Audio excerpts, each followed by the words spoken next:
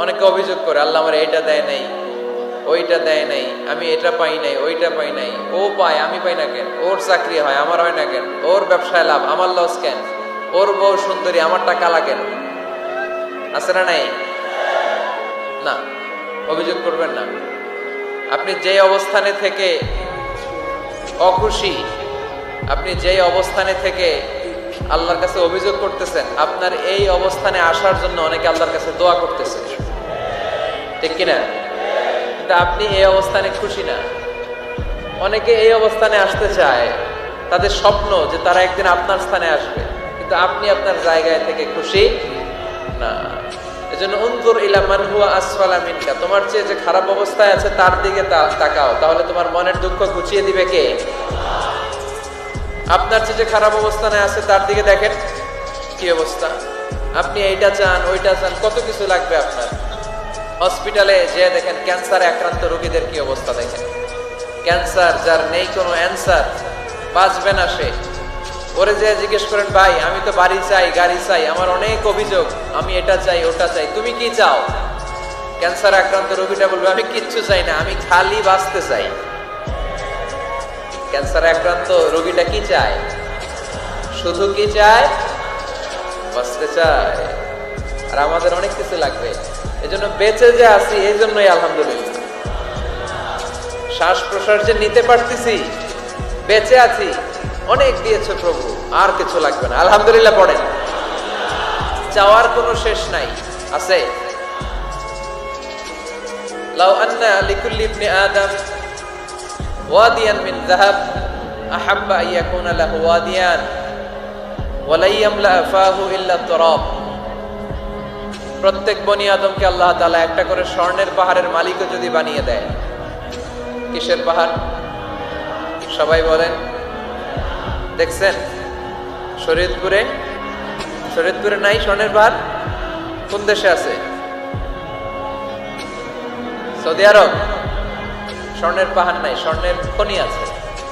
স্বর্ণের পাহাড় এই পৃথিবীতে হবে না, স্বর্ণের পাহাড় পাওয়া যাবে জান্নাতে, ঠিক কিনা? প্রত্যেককে যদি আল্লাহ একটা করে স্বর্ণের পাহাড়ের মালিকও বানিয়ে দেয়, তারা আরো একটা স্বর্ণের পাহাড়ের মালিক হতে চাইবে। আচ্ছা বুঝে শুনে উত্তর দেন তো, আল্লাহ যদি আমাকে একটা স্বর্ণের পাহাড়ের মালিক বানিয়ে দেয়, আমার 14 পুরুষ এই পাহাড়, স্বর্ণের পাহাড় কেটে কেটে ভেঙে ভেঙে বিক্রি করে খেয়েও এই পাহাড়ের অর্ধেকও কি শেষ করতে পারবো? তাহলে আরেকটা লাগবে কেন? স্বভাব, ঠিক কিনা? স্বভাব কি? তো একটা স্বর্ণের পাহাড়ের মালিক যদি আমি হই, আমার 14 পুরুষ খেয়েও শেষ করতে পারবে, তারপরেও আমি আরেকটা কেন চাই? স্বভাব। আল্লাহর হাবিব বললেন এটা স্বভাব। ওয়ালা ইয়ামলা আফাহু ইল্লা তুরাব। কবরের মাটি ছাড়া কোনো কিছুই তার এই জিহ্বাটারে থামাতে পারবে। যার আছে যত বেশি, তার আরো চাই তত বেশি। মানুষের আছে যত বেশি, তার চাই তত বেশি। শেখ সাদি রাহিমাহুল্লাহ, ইরানের বিখ্যাত কবি, বালাগাল উলা বিকামালিহি কাশাফাত দুজা বিজামালিহি, এই কবিতা লিখে বিখ্যাত হয়েছিলেন। তো ওনার একটা সময় আর্থিক দৈন্যতা যাচ্ছিল, টাকা পয়সা ছিল না, ফলে পায়ে দেওয়ার মতো জুতা ছিল না। কি ছিল না? জুতা ছিল না। তো খুব আফসোস করে একদিন মনে মনে আল্লাহরে বলে, আল্লাহ আমি এত বড় কবি, আমার পায়ে দেওয়ার মতো জুতা নাই। আহা, আফসোস করে ঘর থেকে বের হয়েছে। বের হয়ে দেখে এক ভিক্ষুক ভিক্ষা করে, ওই ভিক্ষুকের 2টা পাই নাই। ভিক্ষুকের 2টা, আর কবি সাহেবের কি নাই? জুতা নাই। কবি সাহেব যখন এই দৃশ্য দেখছে, হায় রে, আমার তো পা আছে, এর তো পাই নাই, সেজদায় পড়ে গেল। আর আল্লাহরে বলে, আল্লাহ শুকর, আলহামদুলিল্লাহ, বেশ ভালো আছি, আর কিছু লাগবে না। এজন্য শান্তি হচ্ছে শুকর আলহামদুলিল্লাহর ভিতরে। শান্তি কিসের ভিতরে? শুকর আলহামদুলিল্লাহর ভিতরে। এজন্য আওয়াজ করে পড়েন আলহামদুলিল্লাহ। আপনার চাহিদার কোনোদিন শেষ হবে না। দেখবেন যার পা নাই, সে পা দেখে আফসোস করে, ইস লোকটা হেঁটে যায়, কি সুন্দর যায়, আমি তো হাঁটতে পারি না, যদি হাঁটতে পারতাম, যদি 2টা পা থাকতো। যার পা আছে, সে সাইকেলওয়ালাদেরকে দেখে আফসোস করে, ইস আমার যদি একটা সাইকেল থাকতো তাহলে তার হাঁটা লাগতো না, সাইকেল দিয়ে বাজারে যেতাম।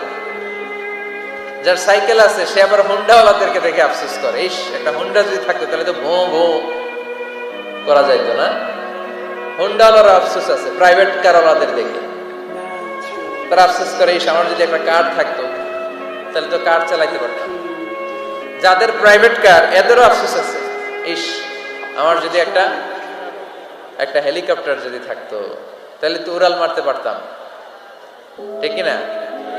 হেলিকপ্টার ওয়ালাদেরও আফসোস আছে, আমার যদি একটা জেট প্লেন থাকতো, jet plane, private jet plane, ও প্রিন্স ওয়ালিদ বিন তালালের মতো 70% মেড অফ গোল্ড, তার একটা জেট প্লেন আছে, এটার 70% স্বর্ণ দিয়ে বানানো। তার মানে চাওয়ার কোনো শেষ আছে নাই। সুখ শান্তি যদি চান অলওয়েজ পড়বেন আলহামদুলিল্লাহ। কে পড়বেন? টাকা যার বেশি টেনশন তার বেশি। সাধারণত টাকা যার বেশি রোগ তার বেশি, টাকা যার বেশি